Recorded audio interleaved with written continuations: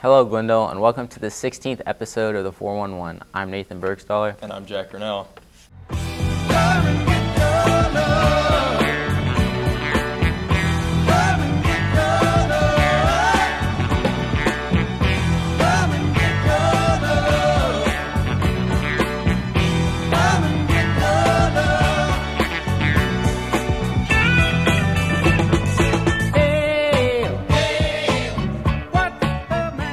Paige Ledgerwood and Sabrina Fusick show us how Glendale, Kickapoo, and ChickfilA all work together.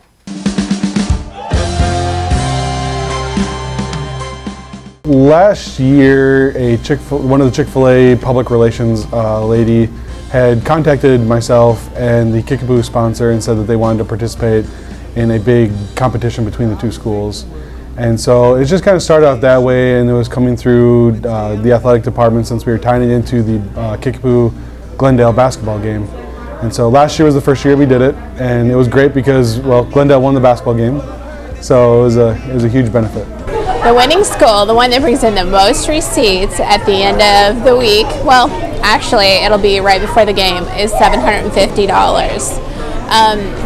The other school will still get $250, so everybody's still getting something, but it's just kind of helps with the excitement and stuff. Last Sunday, we set up all of the decorations from 2 to 4, and we stayed there the whole time, and it was like really hectic and a lot of rush to like set up all the decorations, but other than that, it's not really any work because like the Chick-fil-A people like count all the receipts and stuff, so we have nothing really to do with that.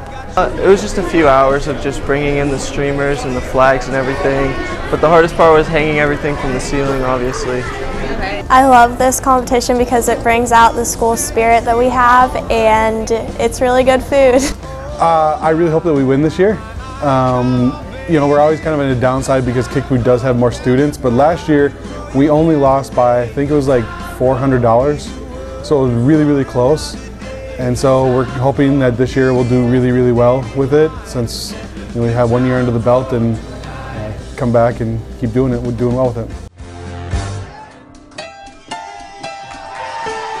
Signing out for the 411, this is Paige Ledgerwood and Sabrina Fusick. Thank you for helping us raise $1,000 for Officer Pearson. Brock Cantrell and George Timpson tell us why it's so important to learn an instrument. Music lessons have been something many aspiring musicians have began attending. Right now, I would have to say about 25% of my students take private lessons outside of the school day. Music lessons really helped a lot throughout my life. Started in 6th grade, been working, I even got a lesson today after school, but you know, it's just my teacher, you know, expects that I can do the best out of myself, and I've shown that, and I'm ready to take on a new challenge and move on up in the piano world and take it by the reins and maybe make this a big career. So I think if you really want to make a difference in making it to the all-state band level, then private lessons is for you. Not only just for all-state band or all-district band, but I think private lessons really, really are beneficial for everyone because you get to study with someone on that instrument. And it'd be much like with baseball. You know, you're working with a pitcher for pitching lessons. You don't want to work with a first baseman, you know, on pitching lessons. You want to work with an actual pitcher. And usually with those lessons on the pitching mound, you get to hone in your skills to be a better baseball player. Taking lessons seems to be quite beneficial for a musical career. Signing out for the 411, this is George Timpson and Brock Cantrell.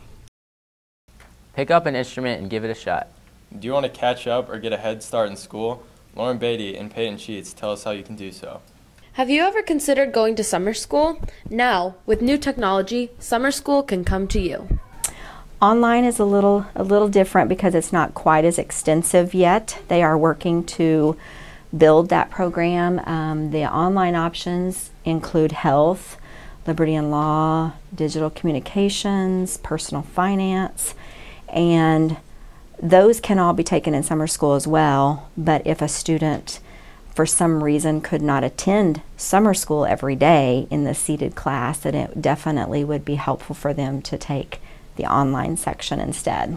I did PE online They started out by giving us a heart monitor, which we had to wear while we worked out for 6 hours a week. And then you also had to do online assignments like tests and flashcards. Definitely helps a kid if they have not successfully completed a class.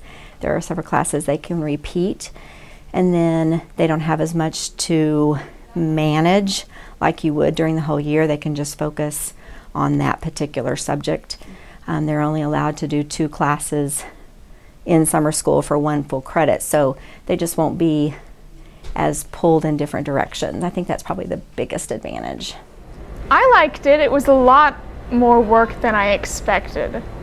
The advantages of taking online classes that you can work around your own schedule to get your classwork done. I think what I've noticed the kids that have struggled with it would be a kid that if they're not independently driven to get on every day and do their assignments, if they need that one-on-one, one-to-one, in a classroom, direct instruction, the online's going to be a little tougher. It can still be done because those teachers do make themselves available. Disadvantages of doing an online class is that it's a whole semester or quarter class crammed into about 6 weeks. For more information or to enroll, talk to a counselor or visit the Springfield Public Schools website. Signing out for the 411, this is Lauren Beatty and Peyton Sheets. Be studious and attend summer school. Next, Caitlin Stratton and Megan Burke give us a recap of the male beauty pageant and how it helps support cystic fibrosis.